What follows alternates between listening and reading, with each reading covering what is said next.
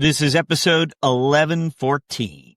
I think right now it's the top of the funnel. It's sales, right? Working very closely with our marketing and sales team to really understand the cost to acquire a merchant, the cost to acquire leads to go chase merchants. So we look every day at the number of new leads that we've got, how that is going through our risk and underwriting process to really understand kind of the bringing in the new business, right? Bringing in new merchants at the top of the house, signing up new ISV partners that bring us merchant flow as well. So that's really one of the things that we really watch every day, and something key to me as we really get into it. And then next to that, as I call it, speed to revenue, time to processing. Really, once those merchants are signed up and we've got them in-house, how long does it take us to get them to process, right? Really getting the best in class of a quick turnaround to get the integrations done. There's integration that's involved, getting that done so we start seeing value from those merchants, and those merchants see value from processing with us.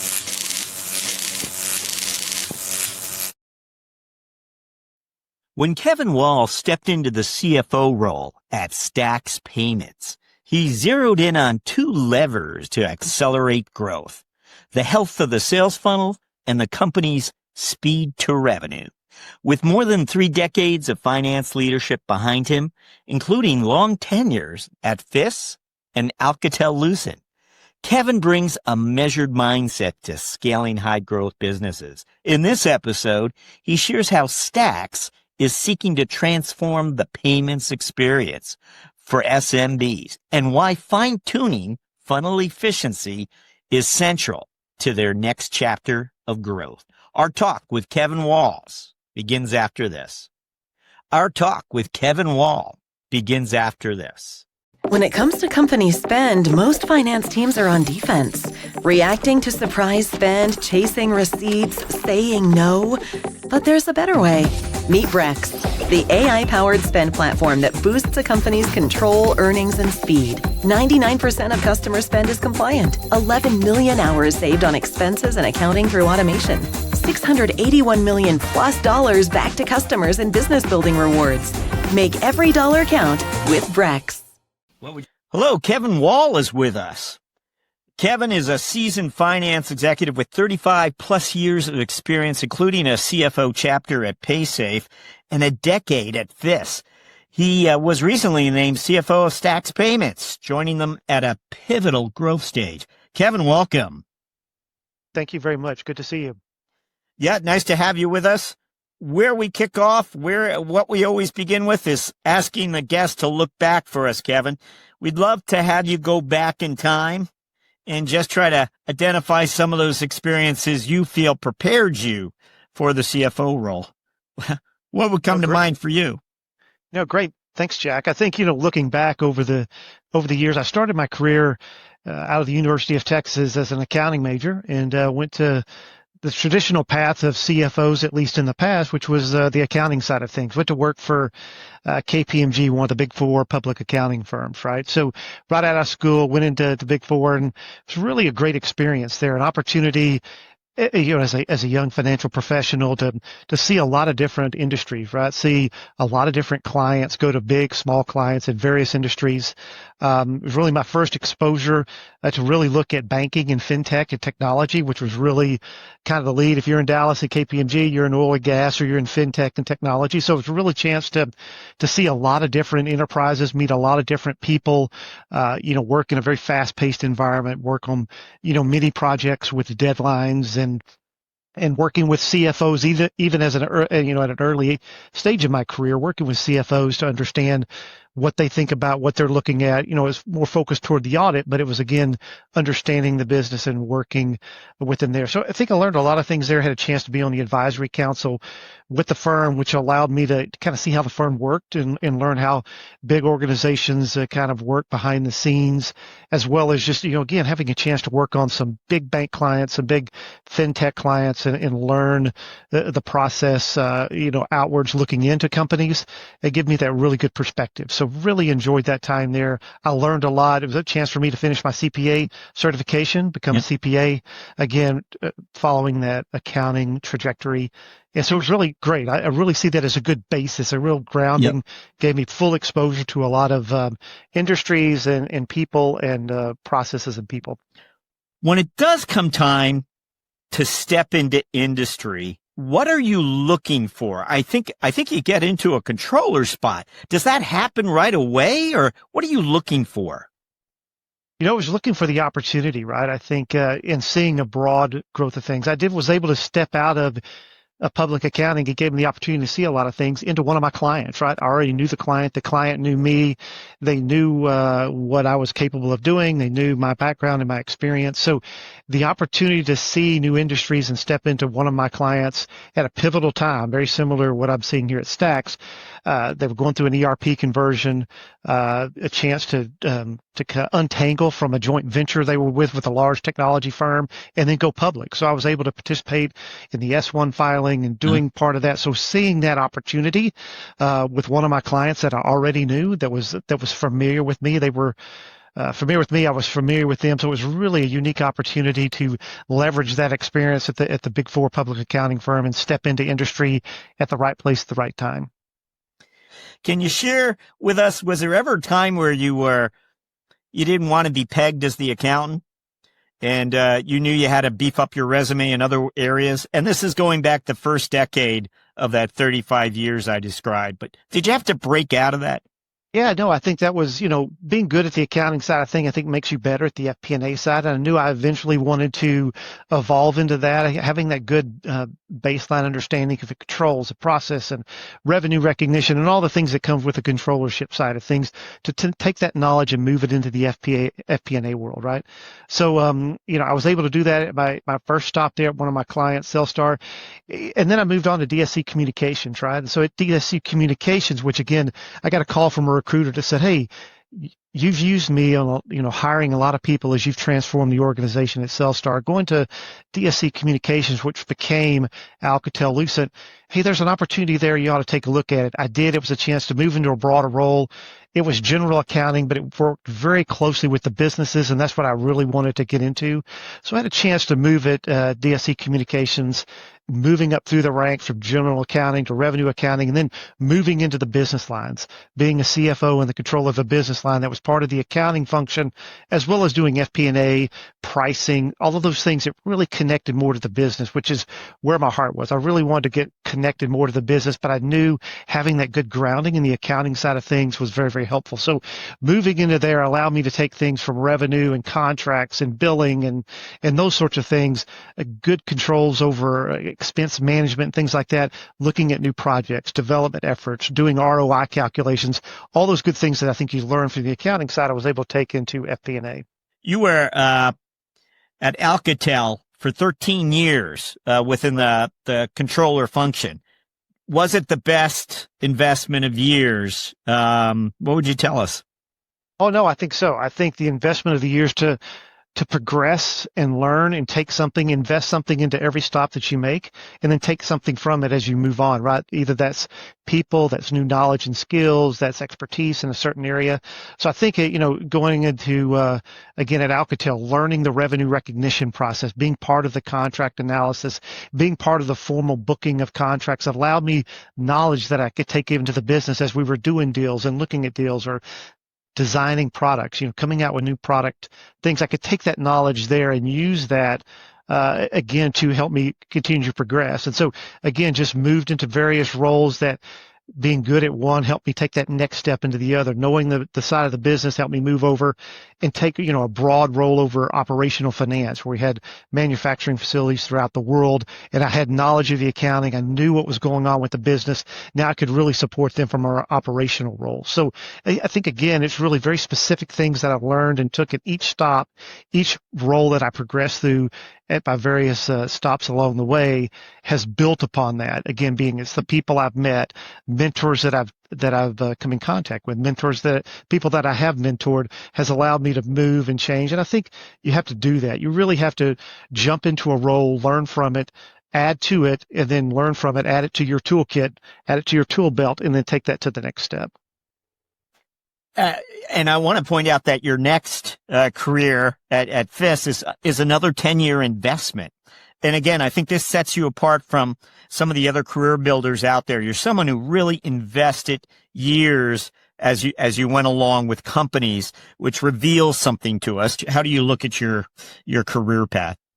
Yeah, no, I think my career path has been, I've got into places that I've really enjoyed being at, and then had a chance to progress, right? Had a chance to Yeah. really move up and do different things within the same world. And they were big organizations, so I could see and do new and different things, right? I would take on new things, but in new parts of the company. Again, it was taking that knowledge I knew from one part of the company to another part of the company that allowed me to grow professionally, and when I was getting the scale of what I was doing, the scope of what I was overseeing, from people overseas and broader teams and larger teams. So, that investment being made at those larger companies allowed opportunities for me to move and progress within those companies without having to change roles, move to another company. So I appreciated that. I enjoyed working again, KPMG, DSC, and FIS, having that opportunity within a large company to be able to move and change and progress. It does take a skill to do that, because when you're working in big companies, you've got to be able to get things done through others and work with large bureaucratic organizations at times. But I found that as a strength, that I enjoyed that investment being made. I think I reaped benefit from that, because I was able to move and see new things under one roof. Were you, and did you remain in primarily the one geography, or did you get up and move? And sometimes there are personal and professional, family oriented reasons for staying where you are, we realize. No, I was able to stay in one geography, able to stay in the Dallas area, which was very nice. But Dallas, you can get anywhere, anytime, quickly, right? And so I did have to travel, internationally and travel some, which comes with the role. But I was able to stay local and didn't have to make a move to be able to progress, which I was very blessed to be able to do that. But again, obviously we travel when necessary for board meetings or things like that, but I was able to stay in one place. When you did change jobs, were there recruiters involved? It's interesting. They were each time, right? It was recruiters I was familiar with. And in most cases, it was recruiting firms that I had used to build teams, right? I'd built teams. So you and then familiar with them. Yeah. I was familiar with the people. I was familiar with who they were, both professionally and then personally in some cases. And they said, hey, we know you're happy where you're at. We know that you're in a good spot, but I'd love to run this by you. What would you think of this? And so in each case, I wasn't looking. I wasn't out researching. I wasn't, farming my network. And they came forward and said, hey, what do you think of this? I thought, okay, let me listen to that, right? I did have a mentor one time tell me, from time to time, you should listen. It's not a bad thing just to kind of see what's out there. And again, very happy in both cases where I was. But it came to me from a recruiter that I was familiar with, that I actually worked with on the staffing side, that their other arm kind of brought the higher level positions for me to look at. And so that started the process. And again, I had a good trust connection with them and was able to move forward. When you do step into your first CFO role, was it a recruiter, and was the conversation something like, I think it's time, I would like to be up for CFO roles? Yeah, no, I think so. I think all along as I was progressing, right, filling the toolkit, as you called it, right, filling that up. Yeah, I think it was time that says, okay, this is the right time and the right opportunity, right? He calls from time to time and not, really wasn't the right time, but it always seemed like it was the right opportunity to take that next step in the CFO role. The opportunity was there. The company was there. I liked the people and the opportunity. And so in talking to the recruiter, they knew that. And so when they would see something they thought would be right for me based on, my skill set and my ambitions, it would come together. What is the criteria perhaps that you gave the recruiter? Again, you're going to step into a CFO role at a smaller company, a different weight class of company, which we often see. Right. But at the same time, for others, what exactly because were there opportunities that they brought you and you said, no, thanks? Yeah, no, I think, some of the recruiters that I'd worked with in the past had that, those understandings that, hey, it was the next level, next step, both financially and professionally, right? Typically, financially wasn't the first on my list, because that typically would come along with time and progression and performance. And so just looking for the right opportunity, right, where I could grow and learn more. Stepping down in weight class, to your point, to my latest role with Stax was really, was more of a network thing. That was not a recruiter came to me. Our current CEO was someone I supported at my prior company, PaySafe. She was the CEO of one of the product lines that I supported as CFO. And so we had that relationship for a couple of years. She had left PaySafe and gone on to do other things and just reached out and connected. So this last stop in the road was actually, the last two stops were just really former mentors and people that I'd supported and worked with reached out through a network. And we started the conversation, expressed what I was looking for as an opportunity if I were to leave somewhere that I was very happy and doing very well. And she laid out the opportunity, and the two met. And so it was a great conversation, a great opportunity. And of course, you entered the payment space with that same appointment.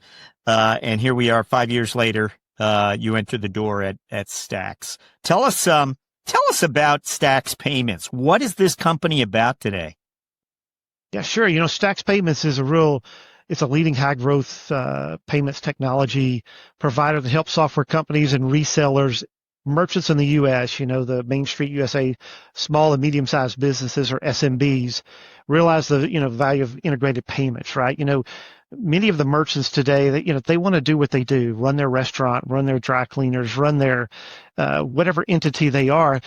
They don't want to focus on the payment side. They want to do their business, right? So we offer, solutions end to end that allow them to, to traverse the very, complicated and complex at times payment rails, right? Be it debit card, credit card, ACH, whatever the payment method they want to accept, allow that to do that online from an e-com perspective or, face-to-face in a card present environment, right? At a storefront, right? So, what Stax is doing right now is really unique that really drew me here is they're on the cusp of becoming a full end-to-end processor, right? So taking out some of the big, big processors that are out there today, which I think will allow Stax to really lean in and lead from a perspective of technology and offer new technologies faster, a lot more opportunities for how you want to bill, how you want to interact with your customers, allow you to grow, attach payments directly into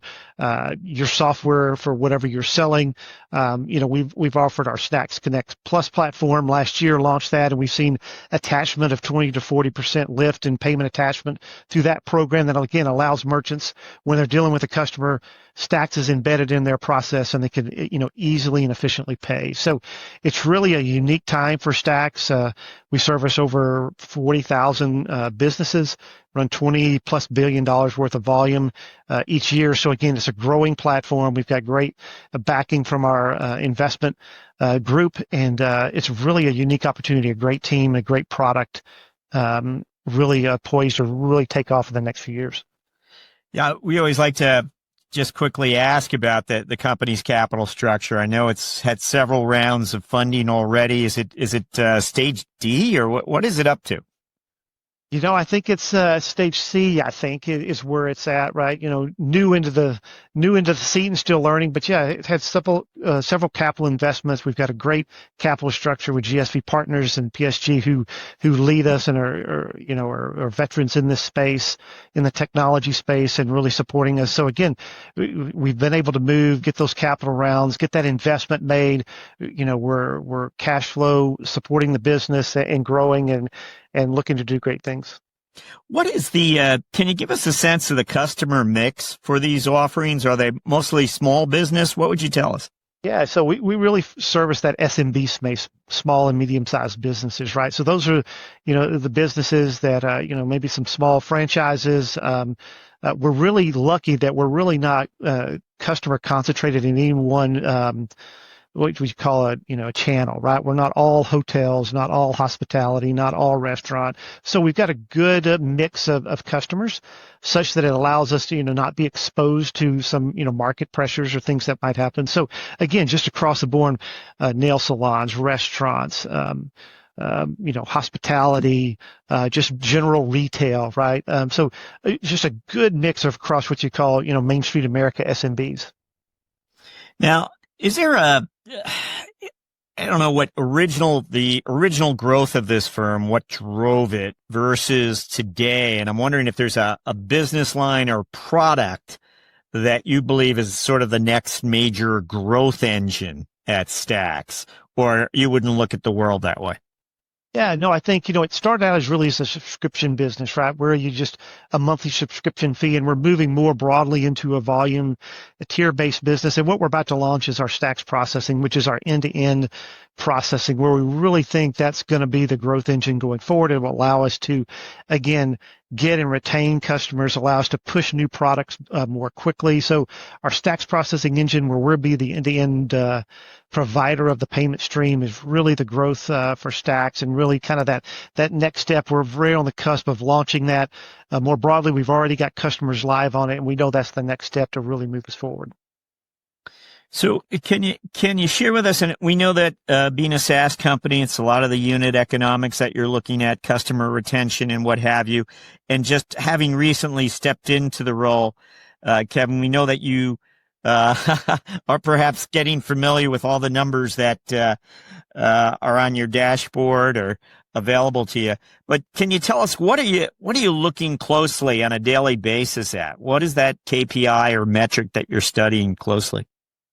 I think right now it's the top of the funnel. It's sales, right? Working very closely with our marketing and sales team to really understand the cost to acquire a merchant, the cost to acquire leads to go chase merchants. So we look every day at the number of new leads that we've got, how that is going through our risk and underwriting process to really understand kind of the bringing in the new business, right? Bringing in new merchants at the top of the house, signing up new ISV partners that bring us merchant flow as well. So that's really one of the things that we really watch every day, and something key to me as we really get into it. And then next to that, as I call it, speed to revenue, time to processing. Really, once those merchants are signed up and we've got them in-house, how long does it take us to get them to process, right? Really getting the best in class of a quick turnaround to get the integrations done. There's integration that's involved, getting that done so we start seeing value from those merchants, and those merchants see value from processing with us very quickly. So right now, early on in the seat, that's the thing we're focused on as we're driving growth, is really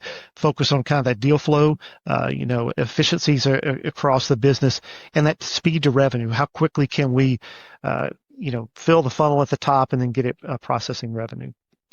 And is that, I mean, in the past, the dashboards, your approaches as a CFO, are you adapting some of how the numbers that are available? Are you seeking to educate your team a little differently about the numbers? And again, I know you're only there not very long, but we're wondering if you have a certain style or management when it comes to discussing the numbers. Yeah, no, I think it's there's not a lot to necessarily change per se. Really looking at it, I think we're bringing a little bit more focus on certain things and changing the definitions of a few things, but nothing material, just to maybe be more aligned with industry standards as we move away from just that subscription model. Looking at a few definitions of things, but nothing unique. I think the one thing is just being transparent about the numbers, right? Thinking about the numbers transparently in terms of risks and opportunities, right? We've got a good base of things that are happening, so let's really focus on the things that will be a risk to us. So really introducing some kind of risk and ops views of things that are really things we all need to be focused on while the recurring side of the business really transacts and happens. And then opportunities. I think bringing a good focus on opportunities is something that rallies around us. It goes to offset potential risk, but also provides lift, right? So getting a risk and opportunities view to make sure it's in our priority list of things that we need to attack, things that we need to execute upon as a team is one thing that we're really kind of honing on a little bit and kind of bring to the surface a little more to make sure we stay in front of those things so we can work them real time and not let them be surprises. But right now, again, a few little changes here and there, but I think our focus is good, and we'll tweak that, keep that focus on the risk, and most importantly, the opportunities. All right. But we want to touch on AI with you, and wondering, as someone who's just stepped into the role, I mean, one would imagine you're getting familiar with how Stax AI initiatives are already empowering the business. What's the future look like? Getting briefed on, the potential for certain AI. But reflect a little on AI and Stax Payments. What's the future here? Sure. No, absolutely. I think, a lot of literature, a lot of things going around about AI, and our chief technology officer, our chief information officer is a real industry leader in that. So I think we're looking at that everywhere, obviously in the coding function, right? We've introduced that within our development teams, and they're using AI to do a lot of the base writing of the code and doing those sorts of things. Even using it for some internal purposes. Some of our teams have used it when they're doing their rating of their people and handing out merit. They'll put it all into an AI code and let them kind of rank, some larger teams kind of do some ranking and some, scoring there. Obviously, we're using a lot of general meeting notes, right? When we Copilot, when we're having meetings, it allows us, if people aren't there, you can record the meeting, get, feedback from that. So being able to share that real time and keep good action notes from meetings just makes us more efficient. So looking at it from an efficiency perspective, we use it in some of our sales training, our support function now. We have a chat bot, an AI that helps some of our merchants when they call in and have some basic things, helps them work through some of those things. So I think we're really using it on the technology side and maybe some of the customer service tab. Within accounting and finance, we're actually starting to look at that and leverage maybe some AI with our banking partners, with our ERP systems and how we read invoices and bring in transactions and allow it to do the heavy lift on transactions and allow our accounting finance team to really focus on those exceptions, right? Not necessarily, data entry and keying like that, but we're really trying to see how we can leverage that as a way to grow. I know as a company, we're looking at, as we grow, are there ways that we can insert AI versus maybe go and grow the teams, right? Is there a way to leverage AI to allow us to grow and scale? So it's a big focus here, right? Obviously, we're a technology company. We want to use that as best we can within the frameworks of the governance of what we can do, and we do move some sensitive information. So we obviously keep a very close monitor of that and making sure we're using it in the right place and using it to drive internal efficiencies around our onboarding while protecting some of our more sensitive data. Tell us something about what would you expect your leadership style to be? What would you share with us? It's an interesting question, Jack. I think my leadership style, if you put a name on it, is more servant leadership, right? I think my role is to come in and help ride, lift everyone up, right? Be that change agent, be that transformation agent, set ambitious goals and help people achieve those goals, right? Clear obstacles, allow them to grow. I think a rising tide lifts all boats. And so as our people grow with the team, both in my team as well as outside the team, the organization will grow, our people will grow, we'll get better. I think as you step into a smaller enterprise, right, it's you have to kind of step it down to a smaller team and kind of communicate it maybe a little differently. If these other companies, I had teams as high as 160, 170 people, obviously it's not that large when you step down to a smaller enterprise, but I do think the principles still apply, right? Helping people be successful, be transparent in your expectations, and just be ruthless about helping them be successful in what they do, progressing, in the role they're in and also as progressing into other opportunities that they would like to pursue. Well, thank you for that, Kevin. We are up to what we like to refer to as our finance strategic moment question. This is where we ask you to look back in time, and you might have had a finance strategic moment last week for all we know, but it might have happened 20 years ago at the same time. So we're looking for a good story about finance and business. What would you share with us?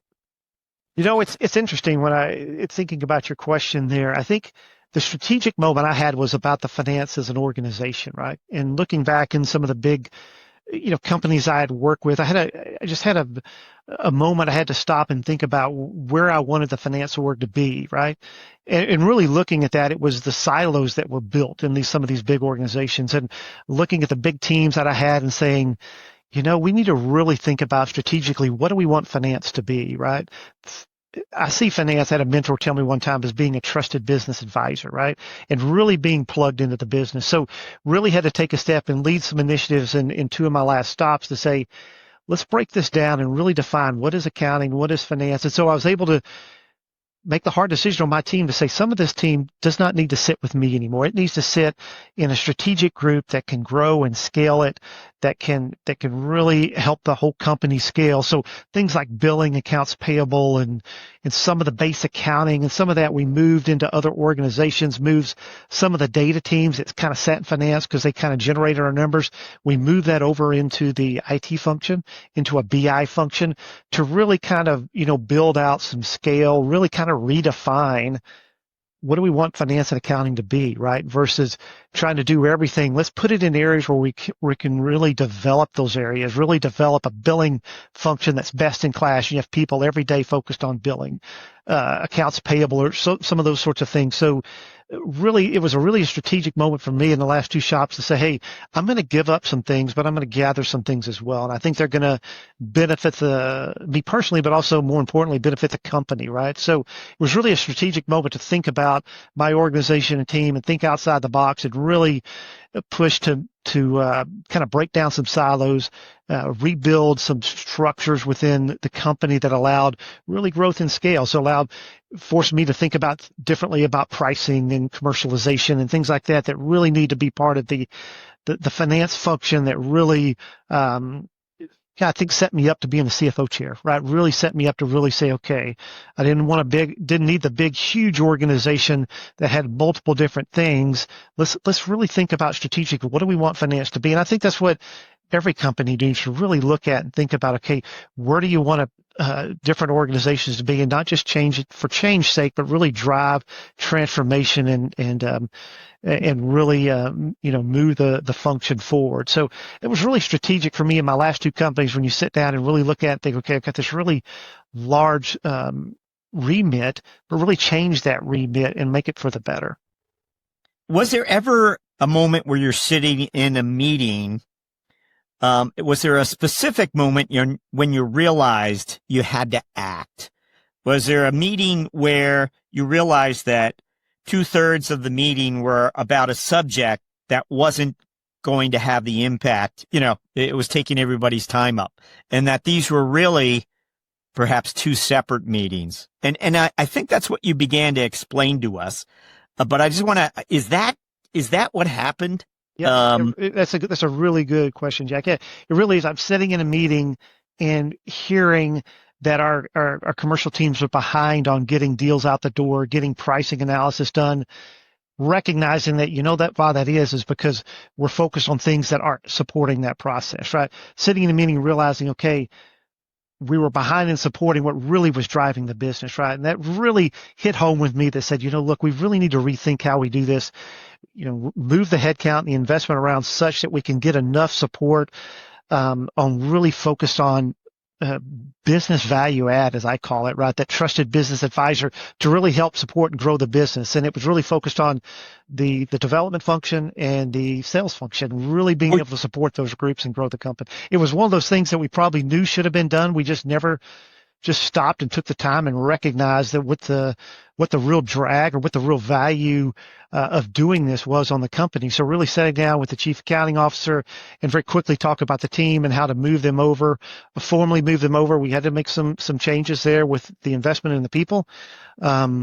And so we had to, move that forward. So again, I think it's very quickly when you see that, you have to engage with the others, especially in a large corporation like I was in, engage with the right people, put a plan together, stack hands on it, and execute, right? And so it was really that chance to sit down with the accounting team and more the kind of finance operations team which will carry the billing at FS and really push that through was really, I think, the key. And you have to get stakeholder involvement from the people where it goes, but then also within your teams that understand, hey, this is going to give you a chance to have more visibility. You're going to have a chance to do maybe more billing than just within our silo, just within our division. So it was, communicating upwards and sideways to the teams that we had to make this happen with, and then communicating down within the teams to help them understand the opportunity for them. Well, thank you for the extra detail there. That's great. We're going to jump to our mentoring round where we're going to ask you to look back in time again. And what we're interested about is that first 90 days when you first stepped into a CFO role. So it would have been at PaySafe. What would you, that first 90 days, if you could go back in time and just give yourself one piece of advice, because you had all of this experience behind you, decades of finance experience, but no one told you it was going to be like this. What is that piece of advice you would have given yourself? As you sit in the CFO chair, it's more than just numbers from time to time. You have to be involved with the business to help them understand the rationality of what they're doing. I think it was really quickly that, hey, had to kind of step out of the role of every day, some of the numbers every day, and really being part of some business conversations that I'd been a part of kind of at, on the sidelines, but now I'm in the conversations, be it an M&A or a big investment decision or things like that I had not been, necessarily a part of it before. It's like, okay, wait a minute. This is going to be really unique and interesting. It started almost day one, which was great, dealing with some of our, equity partners and things like that. So I think really being part of kind of the upper echelon level of the company, sitting at the CFO chair and really pushing and allowing the CFO to be part of those conversations was really a unique and something that, looking back, that I really would have said, hey, wow, I just recognize that that's comes with the CFO chair. Well, and maybe it suddenly became a legitimate part of how your day. Maybe it surprised you that I'm surprised how much I spend talking or like having conversations with other parts of the business. Just trying to. That's good. I think that I think that's a great way to think about it, right? The being part of the real-time decision-making meetings, right? These meetings aren't just informational; these are meetings where we're making decisions to move forward, right? So I think being part of those conversations throughout the day, and sometimes it started early in the day and went well into the evenings, but being part of those decision-making meetings, looking back, I said, hey, that was something that you really got to be prepared for quickly as you stepped into that CFO role. Yeah. Hey, Kevin, we always like to ask our guests to reflect a little on the personal side for us. And we're wondering, you haven't been there very long, so there's perhaps lots of things your colleagues don't know about you, but anything come to mind? What do a lot of people not know about Kevin Wall? Yeah, wow. So, I'm really like movies. I really am into movies. I'm not a super creative person, so I love the creative arts of people that do movies. I'm kind of the nerd that watches the credits at the end of the movie to see the production accountant and things like that, but and recognize there's a process there. But I do love movies. I love to watch movies, and I love sports. I'm a sports nut, big fan of things. So movies and sports, things that I can do visually and I can see. I really enjoy that. Some people didn't realize, I try to go to a movie once a week at least. And so I'm really a big movie hound, with my wife. And so really enjoy movies and sports. What about would you have a book selection or a movie selection for us, perhaps? Two things on a book. Just think about a business perspective. Measure What Matters by John Doerr was a really insightful book that I read some years ago, obviously, and it was really, really good. He was a former engineer at Intel and learned under Andy Gove, and really talking about where I really think we are today, right? The early kind of positioning around OKRs and really measuring what matters. And he was really instrumental in the early Google days, right? Of really, thinking about, as you think about metrics and OKRs and really measuring what matters, set ambitious goals, and then drive analyze them, record and, track for accountability, but then really push hard to achieve those goals, but really measuring what matters, setting the tone at the top with the business, and then making sure that reflects all the way down through the organization. So, that's a wonderful, book that I've read that I think anybody in finance and accounting and young professionals or seasoned guys should read. It's really a great read.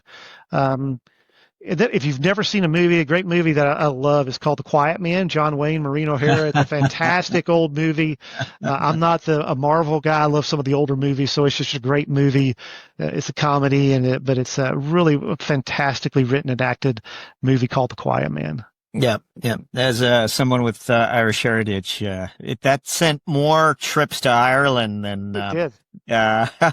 It stimulated the Irish economy for decades now. Yeah, it did. Wonderful movie. Well, thank you for those. We are up to our final question. We ask you to look forward finally, and what we'd like to know, Kevin, are what are your priorities as a CFO going forward the next 12 months? What would those priorities be? Yeah, I know. I think a couple of things I can think about the growth and scale, right? I mean, just now in the CFO seat where you really, have direct accountability, it's just growth and scale, right? Both our company top line revenue, growing the top line, be it organically or inorganically, looking at opportunities to do that outside of just our normal process in business flow. Um, and expanding our margins, right? That's the key right now. Is really a top line growth, filling that funnel, driving that metric we talked about, a speed to revenue, and growing the top line. Again, looking at M&A opportunities as well there, and then bringing a transformation mindset to the finance function, right? Thinking about being transformational in everything that we do, right? From even the little things, right? Trying to create capacity to allow our people to go and be part of some of the larger projects. And I think the third one would be supporting the business projects. We've got a lot of strategic initiatives. We talked about Stax processing, really making sure accounting, finance have a seat at the table there to really go drive that. Is key, right? So supporting the key initiatives of the company, and finance and accounting have a big part of that. And then just always it's governance and control, right? Really making sure we do what we need to do in the background to make sure our compliance is in place, our control structures in place that will allow us to grow, right? So again, that goes into scale and growth. And I think, just really monitoring that, some of the external factors we're introducing to make sure we understand consumer sentiment and things like that as we're looking at the economy. What is the small business landscape look like, and consumer sentiment with some of the things going on in the world? You kind of have to monitor that and make sure we stay on top of those sorts of things. So those are things really focused on in the next 12 months to really continue the great legacy here at Stax. Kevin Wall, thank you for joining us on CFO Thought Leader. Thank you, Jack, very much. Have a great day.